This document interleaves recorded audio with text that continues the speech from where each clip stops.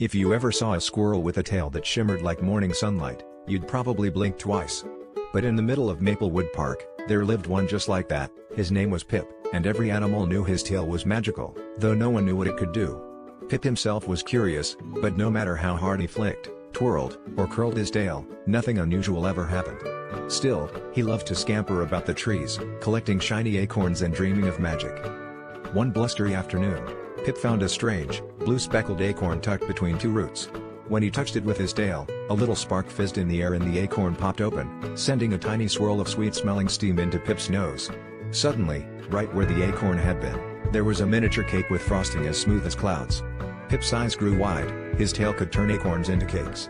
He nibbled the cake and it tasted like vanilla and honey, the kind of flavor that made his whiskers tingle with happiness. Pip couldn't keep this discovery to himself for long.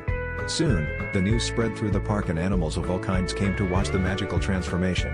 Robins chirped in the trees, chipmunks lined up with acorns, and even the wise old owl peeked from his hollow to see the show. Pip's tail flicked and twirled, turning acorns into cakes with chocolate swirls, berry sprinkles, and even tiny, crunchy nuts on top. Every animal got a taste, and everyone cheered for Pip, especially the littlest mice who'd never had cake before. As the sun set and the park grew quiet, Pip curled up in his favorite tree hollow, his magical tail wrapped snugly around him. He felt warm and proud, not just because he finally knew his tail's secret, but because he'd shared something special with everyone. With the sweet taste of cake still on his lips, Pip drifted off to sleep, already dreaming of what new magic tomorrow might bring.